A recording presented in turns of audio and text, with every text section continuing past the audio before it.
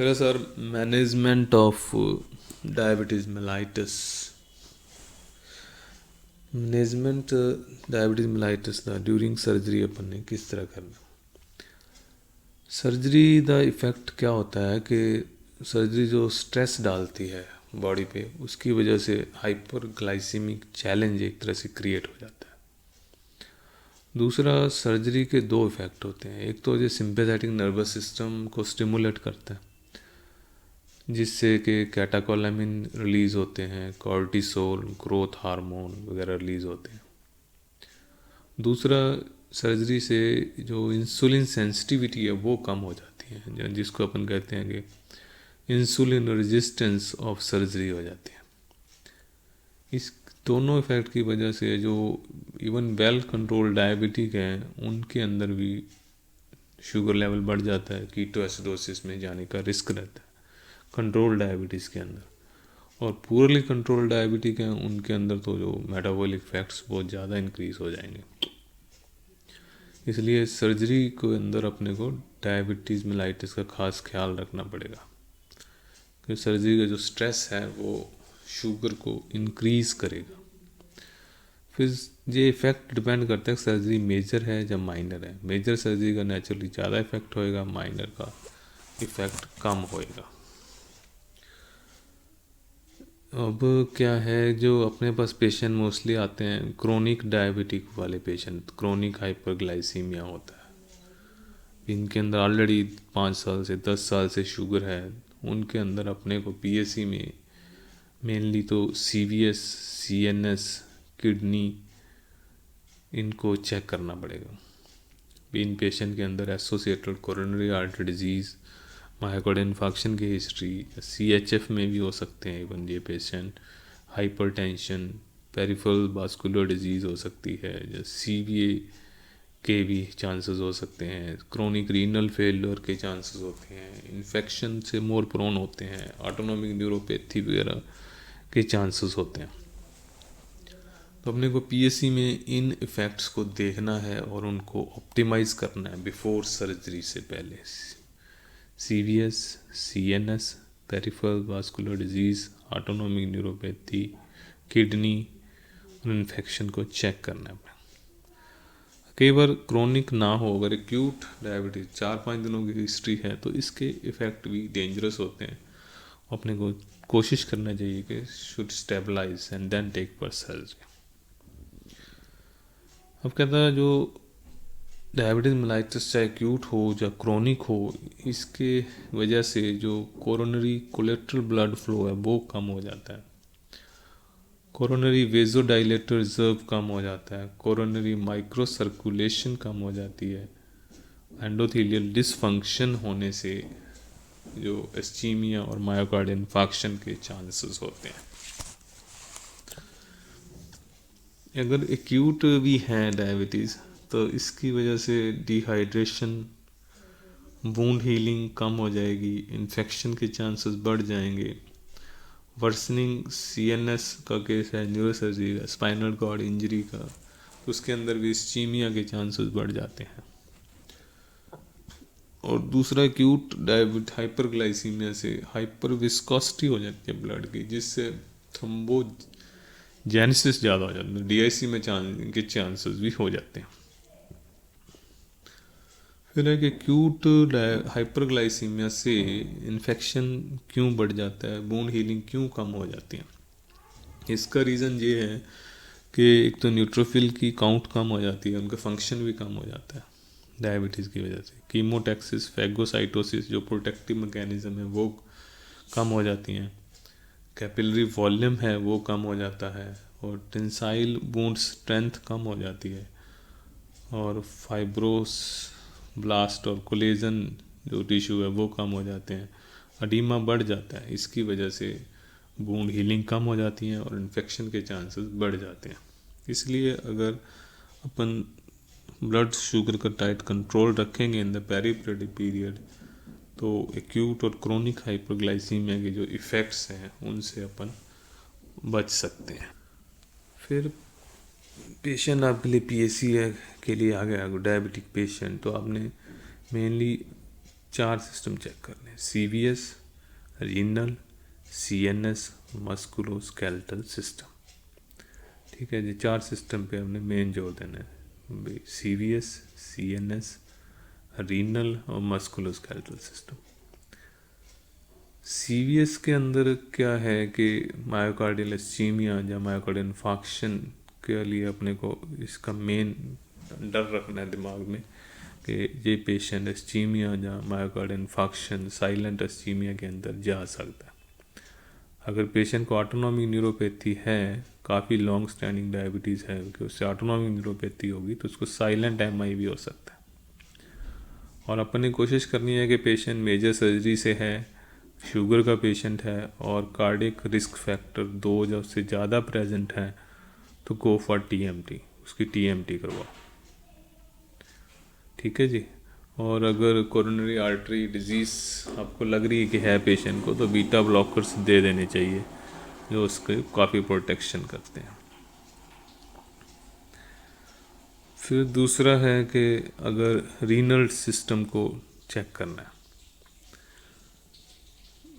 Renal system के लिए हो सके तो अपने को BP ज़्यादा है उसको ज़रूर कंट्रोल करना है, क्योंकि AC इनहिबिटर्स बेटर होते हैं। डायबिटीज़ मेलाइटस विद हाइपरटेंशन है तो AC इनहिबिटर्स आर बेटर। फिर रीनल की प्रोटेक्शन के लिए प्रॉपर हाइड्रेशन का ध्यान रखना पड़ेगा। नेफ्रोटॉक्सिन एजेंट हैं वो नहीं यूज़ करने, और जो रीनल ब्लड फ्लो को मेंटेन रखना है, इस चीज़ का खास ख्याल रखना। तीसरा है CNS के अंदर आपने चेक करना है कि ऑटोनॉमिक न्यूरोपैथी तो नहीं है पेशेंट को। क्यों? इसकी वजह से पेरीऑपरेटिव आप डिसरिथमिया फेस करने पड़ सकते हैं, और इसकी वजह से इंट्राऑपरेटिव हाइपोटेंशन भी हो सकती है, और गैस्ट्रोपैरेसिस भी हो सकती है, जिसकी वजह से आपका एस्पिरेशन का रिस्क रहेगा। और जो अगर हाइपोग्लाइसीमिया कम भी हो गया तो पता नहीं लगेगा ऑटोनॉमिक न्यूरोपैथी वाले पेशेंट में हाइपोग्लाइसीमिया की अनअवेयरनेस होएगी। चौथा सिस्टम है musculoskeletal system. This is very important. इसकी डायबिटीज़ की वजह से लिमिटेड जॉइंट मोबिलिटी हो जाती है।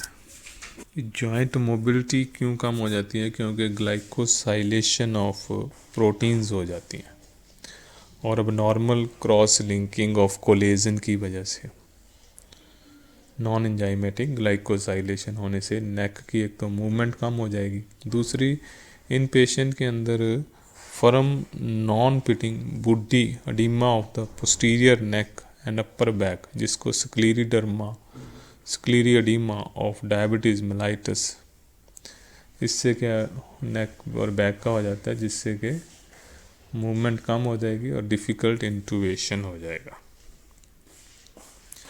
फिर है कि management of insulin in the perioperative period. Insulin पे है, इसको आप कैसे मैनेज करोगे?